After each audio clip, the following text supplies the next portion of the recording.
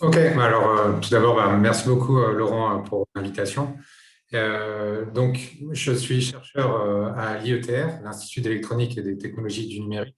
Et l'idée ici, c'était de présenter un petit peu nos activités en imagerie computationnelle de façon très large. Bon, j'ai 10 minutes. Laurent, si tu veux me couper au bout de 8 minutes, c'est très bien. Ça donne un peu de temps aux questions. Je vais passer assez rapidement sur les avantages de faire de l'imagerie radar, que ce soit pour la télédétection, pour avoir des véhicules autonomes, ou que ce soit pour la détection d'armes à feu. C'est très utilisé euh, dans la détection d'armes et d'objets métalliques dans des portails grâce à de l'imagerie courte portée. Alors, si on essaye de résumer un petit peu ce qui est et ce qui fait l'imagerie radar, on peut dire qu'on a deux réseaux d'antennes qui peuvent se résumer à une antenne ou un réseau en émission et en réception. Et à partir de ces réseaux qui vont illuminer la scène, on va collecter les ondes qui sont diffusées par la scène.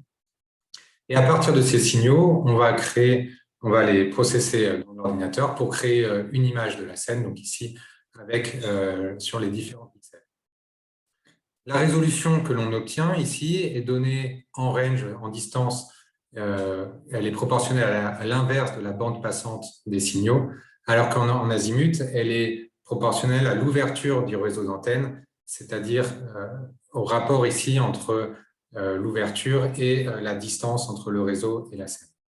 Et donc ici, si on veut avoir des images de plus en plus haute résolution pour détecter des défauts ou des armes à feu de plus en plus petites, par exemple sur le corps humain, on a besoin d'avoir de plus en plus d'antennes, des réseaux de plus en plus importants, et donc de multiplier aussi le nombre de chaînes RF qui sont derrière pour l'émission et l'acquisition des signaux.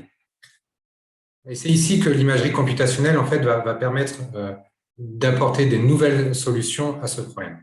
Alors, d'un point de vue un peu plus mathématique, auparavant, on était dans le cadre où on a un réseau de détecteurs ici qui va enregistrer les signaux qui reviennent de l'objet. Et ici, l'information de l'objet est directement codée, qui est spatiale, est directement codée de nouveau dans le domaine spatial sur le réseau d'antennes. Et donc, on doit, pour reconstruire le vecteur X des pixels de l'objet, on doit inverser ici une matrice de transfert qui relie l'espace, les antennes, à l'espace de l'objet à partir de la connaissance ici des données, des signaux rétrodiffusés. Mais l'imagerie computationnelle ici permet d'aborder ce problème de façon complètement différente.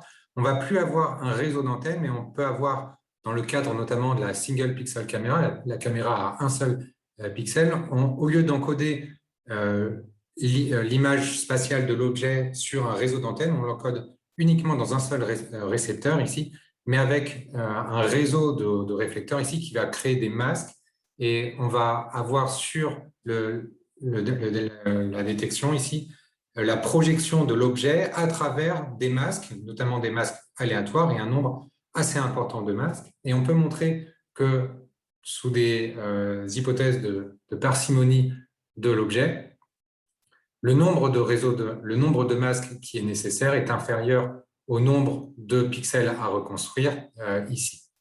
Alors, ça c'est très joli en optique, mais nous, ce que l'on sait faire et les degrés de liberté que l'on a en micro-ondes, ils sont surtout dans le domaine fréquentiel. Et ainsi, on a la thématique des antennes à diversité spatiale a émergé assez récemment, ici depuis les années 2010, et propose de coder dans le domaine spectral l'information d'une scène ici. Alors, pour ceci, on va utiliser des antennes avec des facteurs de qualité suffisamment importants pour qu'à l'intérieur de la bande passante, on ait beaucoup de degrés de liberté spectraux différents. Et ainsi, quand on va reconstruire l'objet, on va inverser les données, ici un seul spectre, à partir de la matrice de transfert qui va relier les différentes fréquences aux pixels de la scène. Alors, dans ce cadre, il y a plusieurs études qui ont été réalisées à l'IETR. Je vous en présentais assez rapidement trois. La première concernait l'imagerie passive de sources de bruit. Donc, on a utilisé pour ça une boîte chaotique ouverte sur sa face avant par un réseau de trous et sur laquelle on connecte deux ports. Donc ici, le réseau de trous fait office d'antenne virtuelle qui vont donner l'ouverture qui va permettre de reconstruire la scène. Et si on regarde grâce à la réverbération au sein de la boîte chaotique, en fait, et que l'on vient scanner ici le champ au niveau de l'ouverture, on peut voir que les champs sont complètement différents en fonction des fréquences dans la bande passante. Ici, on travaille autour de 10 GHz et vous voyez ici que le champ qui est aléatoire varie très rapidement en fonction de la fréquence et la matrice de corrélation, ici fréquence-fréquence des différents champs, est quasiment diagonale. À partir de ça, on a été capable de faire de l'imagerie ici de sources de bruit, de sources. Alors, vous connaissez la loi de Planck, ici on est dans le bout de la loi de Planck et on ne va pas réussir à faire de l'imagerie de sources ambiantes parce que la sensibilité de notre système n'était pas suffisante. Donc, on a remplacé ici la source de bruit, on a émulé une source de bruit grâce à un amplificateur posé derrière une antenne. Et donc, en faisant la corrélation des signaux reçus sur les deux voies de la boîte chaotique et enregistrés sur un oscilloscope, et en résolvant un problème inverse, on est capable de reconstruire la position d'une source, de deux sources, voire même de sources étendues, comme par exemple ici des néons, qui émettent un bruit thermique relativement élevé. Et ce bruit thermique est en plus polarisé perpendiculairement à l'axe du néon. Et donc, vous voyez qu'ici, grâce à notre approche, on est capable aussi de reconstruire la polarisation des émissions. On voit qu'ici, en polar V, on n'a rien sur l'image, alors qu'en polar H, on reconstruit très bien les deux néons. Et inversement, lorsque l'on les tourne, c'est la polar V ici qui devient prédominante. Un autre sujet assez différent ici qui concerne l'imagerie ISAR.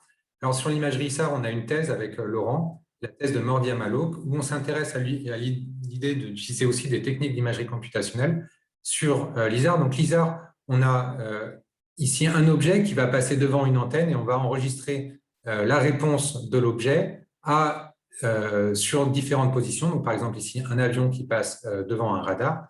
Et donc, c'est l'ouverture synthétique créée par le déplacement de l'objet qui va permettre de reconstruire cet objet lui-même. Et l'idée ici de la thèse est de dire que si on n'a qu'une seule antenne, eh ben, on va avoir des difficultés à reconstruire une image 3D, on va avoir une image principalement à deux dimensions.